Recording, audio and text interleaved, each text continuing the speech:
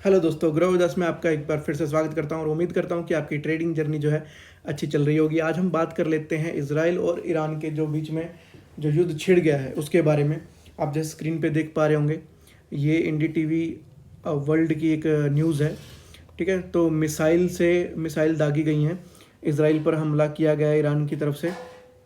ठीक है, आप ये देख सकते हैं पिक्चर के माध्यम से, आपको दिख रहा होगा ये। और मैं आपको वीडियो के माध्यम से भी दिखा देता हूँ कि कैसा दिखाई दे रहा है, किस The तरीके से fate of ये Iran अटैक is किया गया। directly at millions of Israelis. Iran has been attacking Israel for the past 45 years by ordering its vast proxy network to do it for them. Iran used to hide their terrorism behind other terrorists. This तो दोस्तों, आपने देख लिया होगा कि ये जो missile हैं ईरान की तरफ से छोड़ी गई हैं, और ये ईरान की तरफ से छोड़ी गई हैं और इसराइल में ये गई हैं, और इसराइल ने अभी तक कोई इसका जवाब नहीं दिया है। इसका इम्पैक्ट क्या हो सकता है मार्केट पे? इसका इम्पैक्ट मार्केट के बजाय मैं आपको बताऊँ कि पूरे वर्ल्ड पे इसका इम्पैक्ट रहेगा। क्या इससे ना के दिक्कतें हो सकती हैं? देखिए, इन्फ्लेशन बहुत हाई हो जाएगी, महंगाई बढ़ जाएगी। ठीक है, भूखमरी पूरे ऑल ओवर द वर्ल्ड बढ़ सकती है और भी ज़्यादा, क्योंकि पहले ही एक कोविड क्राइसिस से हम निकले हैं, जूझ के निकले हैं, वो भी पूरी तरह से निकल नहीं पाए हैं क्योंकि इन्फ्लेशन अभी भी हाई है। और फिर से उस हालात में दोबारा से एक वॉर के अंदर जाना। ठीक है, कोविड वॉर भी एक वॉर ही थी। ठीक है, उसके बाद हम फिर इस वॉर में जा रहे हैं। ठीक है, दो देशों के बीच वॉर है, उससे पहले यूक्रेन और रशिया के बीच में वॉर चल रही थी, फिर से एक ये वॉर। तो भाई, हम पहले ही नहीं संभले और फिर से एक वॉर के अंदर जा रहे हैं, तो बहुत सारी दिक्कतें का सामना करना पड़ सकता है और भी ज़्यादा इन्फ्लेशन हाई हो सकती है। अभी तो हमने कुछ देखा नहीं है।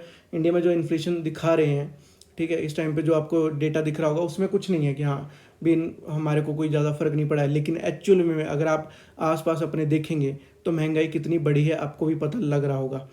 चाहे चीनी की रेट लगा लीजिए, शुगर की रेट लगा लीजिए, सब्जियों की रेट लगा लो, दालों के लगा लो, कोई भी मतलब खाने पीने की चीज़ों के तो बड़े हैं, लेकिन वो हमारे इंडेक्स में बहुत छोटी सी चीज़ है, इसलिए वो दिखता नहीं है कि हाँ कि वो बस हमारा जो इंडेक्स ड्रिवन है वो बाय क्रूड है।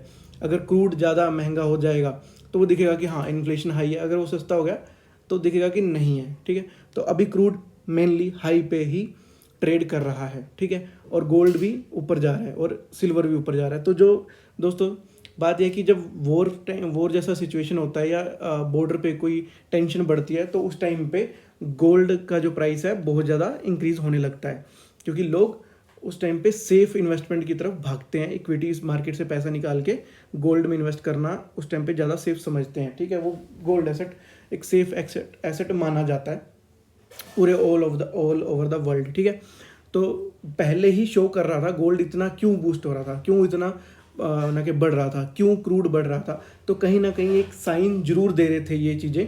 ठीक है, लेकिन वो निकल के अब आई हैं। उस टाइम पे किसी ने नोट किया होगा तो क्रूड बढ़ रहा है, गोल्ड बढ़ रहा है, सिल्वर बढ़ रहा है, तो ये चीज़ें थी। तो ये चीज़ें जब बढ़ती हैं तो कोई ना कोई ऐसी टेंशन जरूर रहती है कि जिससे अनसर्टिनिटी हो इन चीज़ों को लेके। तो अभी निकल के आई हैं चीज़ें अब कि ईरान और इसराइल का ये कुछ होने वाला है। ठीक है, तो दोस्तों बता देता हूँ कि अभी इसराइल ने जवाब नहीं दिया है उनकी मिसाइल का। अगर इसराइल उनका जवाब देता है, अगर वो देगा तो निश्चित रूप से एक वॉर डिक्लेयर हो जाएगी। तो कुछ लोग, कुछ कंट्रीज़ आके इसराइल को सपोर्ट करेंगी, कुछ ईरान को सपोर्ट करेंगी। तो ये मामला और भी ज़्यादा पेचीदा हो सकता है अगर ऐसा होता है। ठीक है, तो उससे पहले एक मीटिंग होगी जो उसका रिजल्ट हमें कल सुबह मालूम पड़ेगा। तो देखते हैं कि उसका रिजल्ट क्या आता है। अगर उसका रिजल्ट ये रहा कि इसराइल ने बोला कि मैं जवाब दूंगा उनको, तो फिर दिक्कतें और बढ़ सकती हैं, इन्फ्लेशन और हाई हो सकती है। तो पूरे वर्ल्ड में भूखमरी का एक हालात और पैदा हो सकते हैं। इन्फ्लेशन हाई होगी मतलब महंगाई हो और ज़्यादा हो जाएगी। ठीक है, जिससे खाने पीने की चीज़ें या कोई भी चीज़ें, पेट्रोल हो गया, डीजल हो गया, हर तरह से हर ट्रांसपोर्ट महंगा हो जाएगा, खाना पीना महंगा हो जाएगा, जिससे महंगाई बढ़ जानी है। तो दिक्कतें और आएंगी। अगर इसराइल वॉर में जाता है, उसका जवाब देता है, तो अगर दोनों शांति बना लेते हैं कुछ, तो फिर ये सब जो मामला है सिमट जाएगा। तो बात कर लेते हैं चार्ट पैटर्न पे कि हमें क्या फ़र्क पड़ने वाला है, अगर मार्केट का क्या होने वाला है। तो दोस्तों ये मैंने चार्ट पैटर्न बनाया था अपने हिसाब से कि हाँ अगर ऐसा कुछ हो सकता है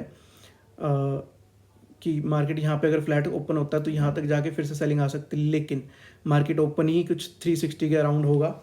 150 पॉइंट गिफ्ट निफ्टी दिखा रहा है हमें नीचे, गैप डाउन ओपनिंग होगी। अगर गैप डाउन ओपनिंग होती है 50-60 पॉइंट ऊपर आता है और न्यूज़ आने के बाद ही, मतलब मीटिंग की न्यूज़ आने के बाद ही कुछ डायरेक्शन क्लियर होगी कि और फॉल आएगा या फिर रिकवरी हो जाएगी यहाँ से, या उससे पहले ही फॉल आ सकता है, कुछ पता नहीं है।